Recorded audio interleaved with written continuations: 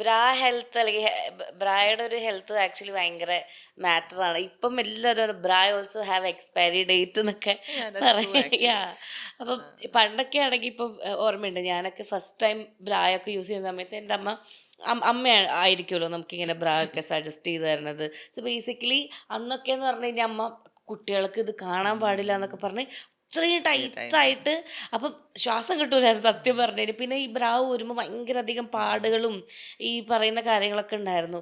പിന്നീട് ഞാനായിട്ട് സ്വയം തിരഞ്ഞെടുക്കുമ്പോഴാണ് ഞാൻ ഓക്കെ എനിക്ക് കംഫർട്ടബിൾ ആയിട്ട് പിന്നെയാണ് okay this is actually breathable എന്ന് എനിക്ക് ഫീൽ ചെയ്ത് തുടങ്ങിയത്.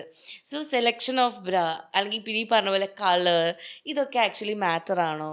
ആൻഡ് ഇപ്പം ബ്രായ്ക്ക് എക്സ്പയറി ഡേറ്റ് ഉണ്ടെന്ന് പറഞ്ഞാൽ അപ്പോൾ എൻ്റെ അമ്മ ആക്ച്വലി ഞാൻ എൻ്റെ അമ്മ അടുത്ത് പറഞ്ഞിട്ട് 10 കൊല്ലമൊക്കെ ആയതൊക്കെ ഇപ്പോഴും അമ്മ അതൊക്കെ നല്ലതാണോ എന്നൊക്കെ പറഞ്ഞെടുത്തേക്ക് ഞാൻ പറഞ്ഞു ഇതൊക്കെ നമ്മൾ സാധാ ഒരു ഡ്രസ്സ് തന്നെ നമ്മളൊരു ഒരു വർഷം കഴിഞ്ഞ് നമ്മൾ ത്രോ ചെയ്യണ പോലെ ഇതും കളയേണ്ട കാര്യമാണ് പറയുമ്പോൾ ഇല്ല ഇല്ല നല്ലതാന്നൊക്കെ പറഞ്ഞെടുത്തേക്കും. അപ്പോൾ ഇതിനൊരു എക്സ്പയറി ഡേറ്റ് എപ്പോഴാണ്?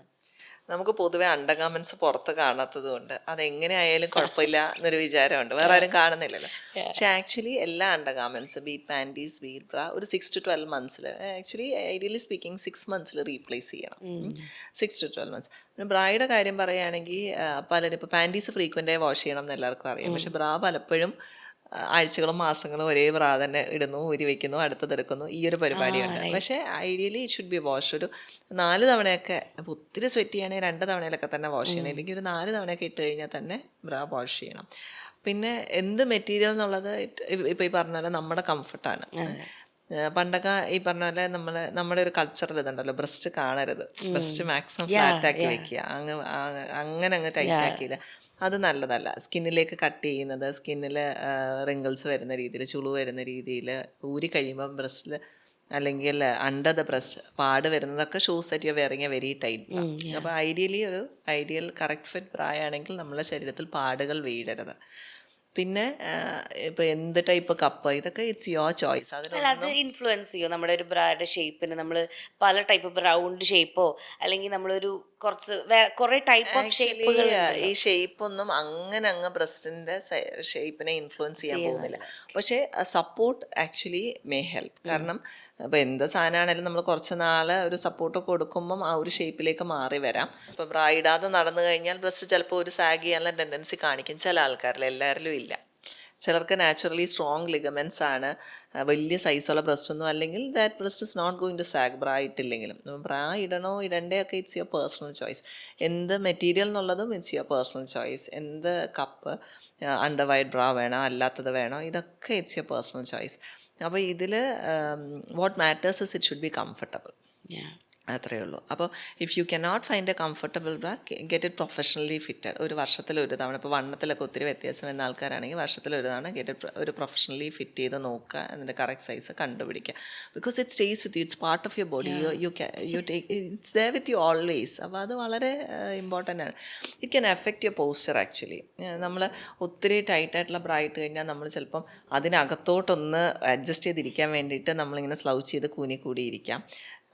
പിന്നെ നമുക്ക് സ്കിൻ ഇഷ്യൂസ് വരാം ആക്ച്വലി. നമ്മൾ ഒത്തിരി ടൈറ്റായിട്ടുള്ള ഇട്ട് കഴിഞ്ഞാൽ സ്വെറ്റും ഓയിലും ഒക്കെ നിന്ന് ഡെഡ് സ്കിൻ സെൽസ് ഒക്കെ നിന്നിട്ട് സ്കിന്നിൽ ഇൻഫെക്ഷൻസ് റെക്കറൻ്റ് ആയിട്ട് വരാം, ഫംഗൽ ഇൻഫെക്ഷൻസ്. നമ്മൾ ഒത്തിരി പേരെ അങ്ങനെയൊക്കെ കാണാറുണ്ട്.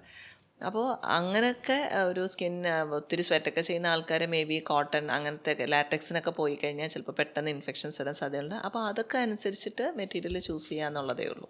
ഇപ്പം കുറച്ചുകൂടെ ബിഗ് ബ്രസ്റ്റ് ഉള്ള ആൾക്കാർ ഇപ്പം ഈ ബാക്ക് ഭയങ്കര സ്ട്രെസ്സ് ബാക്ക് പെയിൻ വരുന്ന ആൾക്കാരെ കണ്ടിട്ടുണ്ട്. കാരണം ബ്രസ്റ്റ് വലുതായതുകൊണ്ട് തന്നെ. അപ്പം അതുപോലെ തന്നെ ബ്രസ്റ്റ് ഇവിടെ വെയിറ്റ് കൂടുന്തോറും ഈ ബോഡി പോസ്റ്റർ ലൈക്ക് ഇങ്ങനെ പോകുന്നതും കണ്ടിട്ടുണ്ട്.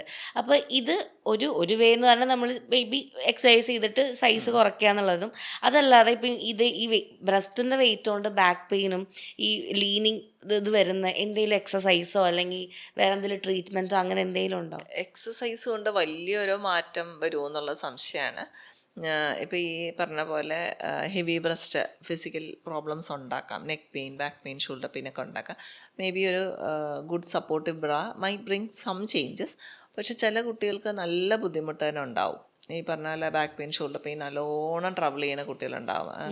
മാക്രോമാസ്റ്റിയ എന്നൊക്കെ പറയും, ബ്രസ്റ്റിൻ്റെ സൈസ് വളരെ കൂടുതലുള്ള കുട്ടികളുണ്ട്. അവർക്കൊക്കെ ശരിക്കും പറഞ്ഞാൽ റിഡക്ഷൻ സർജറീസ്, ബ്രസ്റ്റിൻ്റെ സൈസ് കുറയ്ക്കാനുള്ള സർജറീസിനെ പറ്റി ആലോചിക്കുന്നതിൽ തെറ്റില്ല എന്ന് തന്നെ ഞാൻ പറയും. പ്ലാസ്റ്റിക് സർജൻസ് ആണ് അത് ചെയ്യുക. You have A discussion with a plastic surgeon and go for it. അതാണ് അതിൻ്റെ മെഡിക്കൽ ഇൻഡിക്കേഷൻ. ഈ ബ്രസ്റ്റ് റിഡക്ഷൻ സർജറീസിൻ്റെ മെഡിക്കൽ ഇൻഡിക്കേഷൻ തന്നെ അതാണ്. ഓക്കെ.